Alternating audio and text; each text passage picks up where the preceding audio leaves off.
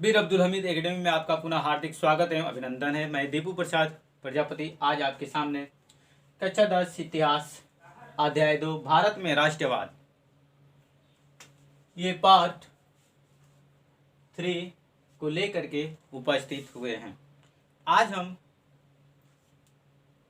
प्रथम विश्व युद्ध, इससे पहले हम प्रथम विश्व युद्ध बता चुके हैं, उसके 5 कारण भी बता चुके हैं। उसके बाद आज हम छठवां कारण को लेकर के उपस्थित हुए हैं। छठवां है औपनिवेशिक कूटनीति। औपनिवेशिक कूटनीति क्या है? ब्रिटेन और जर्मनी आर्थिक एवं औपनिवेशिक साम्राज्यवादी प्रवृत्ति के कारण निरंतर प्रतिस्पर्धा कर रहे थे। इसके साथ ही जर्मनी ने अपनी जल सेना को शक्तिशाली बनाने का प्रयास किया। इन सभी कारणों से इंग्लैंड ने जर्मनी को अपने औपनिवेशिक साम्राज्य के लिए एक खतरा समझा। बात करते हैं मोरक्को संकट कि मोरक्को संकट क्या है। अफ्रीका महाद्वीप का आप लोग नाम सुने ही होंगे। अफ्रीका महाद्वीप के उत्तर पश्चिम में स्थित मोरक्को देश में फ्रांस के औपनिवेशिक हित थे।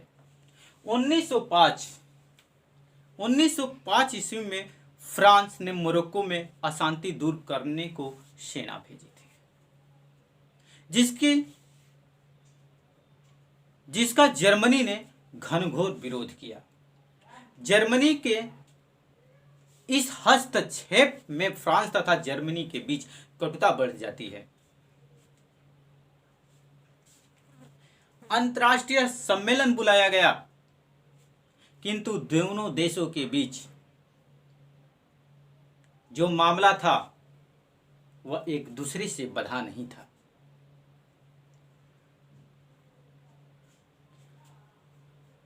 बढ़ने के न कारण वह दोनों देशों में इतनी शत्रुता बढ़ गई, जिससे आने वाले दिनों में दोनों देशों में हमेशा खतरे का माहौल पैदा होता था तथा विश्व शांति के रूप में जर्मनी के सबसे बड़े दुश्मन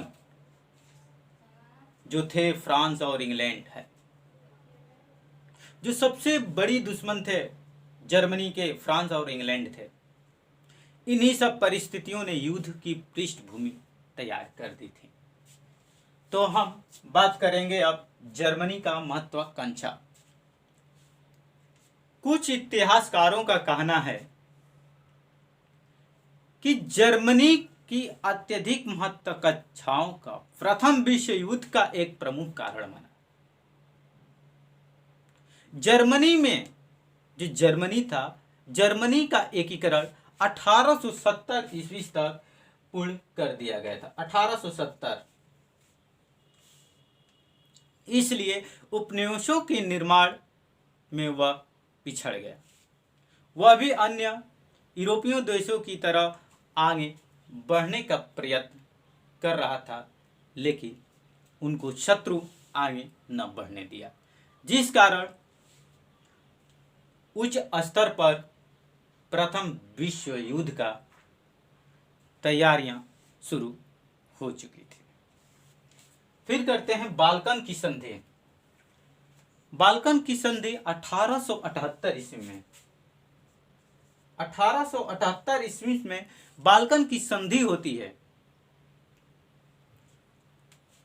1878 ईस्वी में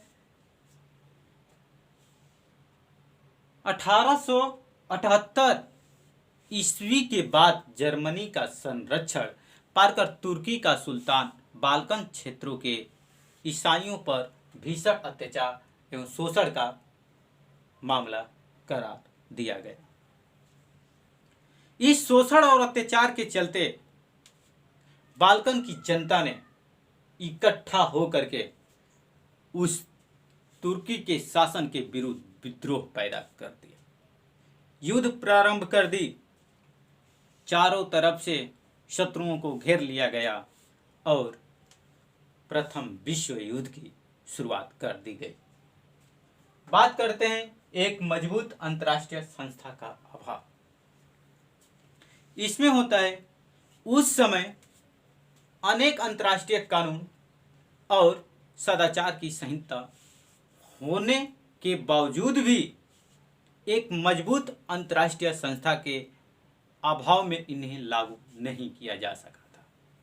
एक गुट में रहते हुए भी अनेक राष्ट्र विरोधी हुए, गुटों के राष्ट्र में संधि कर रहे थे तथा इनकी निगरानी करने वाला कोई संगठन नहीं था।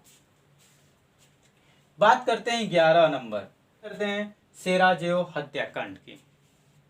सेराजेओ हत्याकांड 28 जून 1914 की रात्रि में नौसेनिया की राजधानी सेराजेओ में ऑस्ट्रिया के युवराज आर्क ड्यूक फ्रांसीसी फर्डिनेंड ने और उसकी पत्नी सर्बिया के आतंकवादियों ने इस आर्क ड्यूक फ्रांसीसी, जो कि एक राजकुमार, और उनकी पत्नी नौसेनिया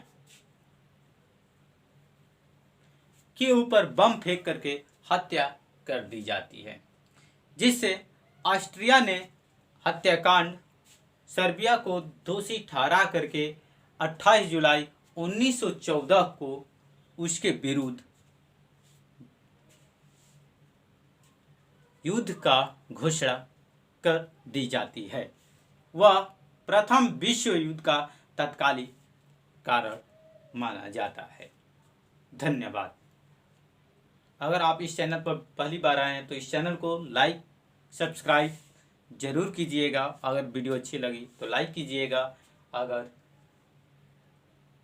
और कमेंट बॉक्स में अपनी राय सुझाव जरूर दीजिएगा। धन्यवाद।